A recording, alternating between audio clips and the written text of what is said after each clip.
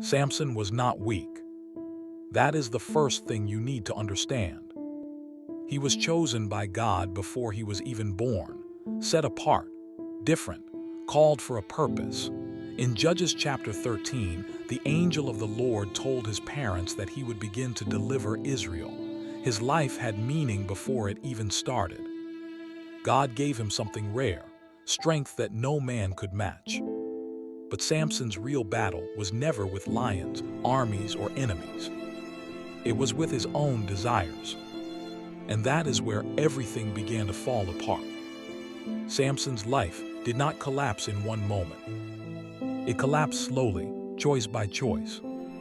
In Judges chapter 14 verse 1, the Bible says Samson saw a Philistine woman and said, "Get her for me, for she is right in my eyes." Not in God's eyes, in his own eyes. That is the first warning sign. When your desires become your guide instead of God, you are already walking toward destruction. Samson knew the calling on his life. He knew he was set apart. He knew the Israelites were not supposed to marry Philistines. But lust does not care about calling. Lust does not care about purpose. It only cares about what feels good in the moment. And Samson chose feelings over obedience. This was not just one mistake. It became a pattern. Samson kept going back to what pulled him away from God. In Judges chapter 16, we see the name that would define his downfall, Delilah. He fell in love with her. But this love was not pure, it was dangerous. The Philistines used Delilah as a weapon. They offered her money to find the secret of his strength, and she agreed. Think about that. The person Samson loved was secretly working against him. And yet he stayed. That is what lust does. It blinds you. It keeps you attached to things that are destroying you, even when the signs are clear. Delilah kept asking Samson, "What is the secret of your strength?" And Samson kept playing with the truth. First he lied, then again, and again. Each time she tested him. Each time he should have realized what was happening. But he did not leave, because his heart was already captured. This is how sin works. It does not destroy you instantly. It slowly pulls you deeper until you stop thinking clearly. Then comes the most dangerous moment.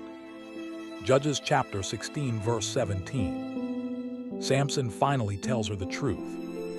He says that his strength is connected to his Nazirite vow, that no razor has touched his head. That moment was not just about hair. It was about surrendering the last piece of his obedience to God. And that is what lust will do if you let it grow. It will push you until you give up the very thing that makes you strong in God.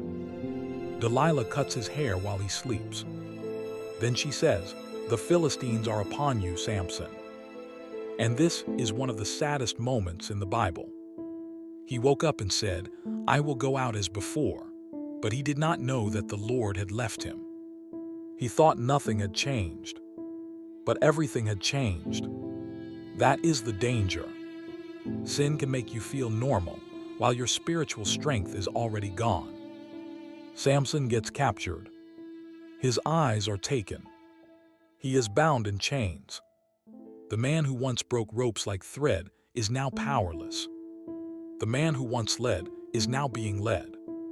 The man who once stood strong is now grinding grain like a slave. This is what sin does.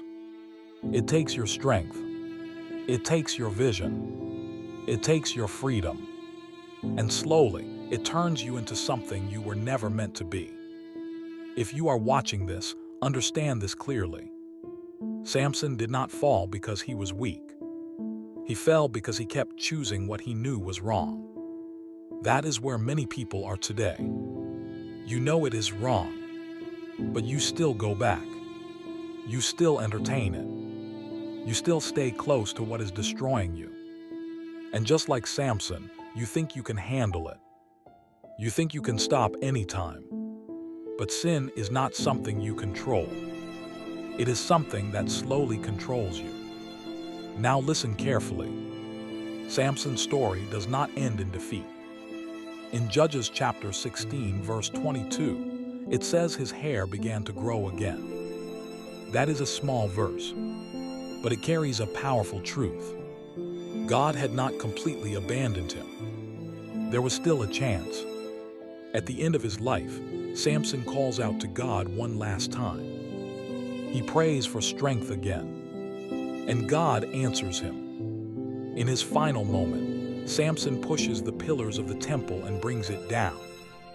He dies, but in that moment, he defeats more enemies than he did in his life. What does this teach us? Even after failure, God can still use you. But do not miss this. Samson lost his eyes. He lost his freedom. He lost years of his life. Sin may be forgiven, but it still has consequences.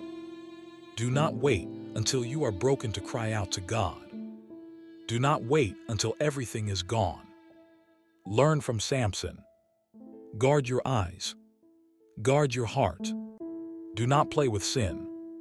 Do not get close to what pulls you away from God. Run from it. Choose obedience even when it is hard, because your calling is greater than your desires. Your purpose is greater than your feelings, and your relationship with God is worth more than any temporary pleasure. Also, we have made many more interesting videos like this on our channel, so make sure you check them out. Let Samson's life be a warning, and let it also be a reminder. God can restore, but wisdom says, do not fall in the first place.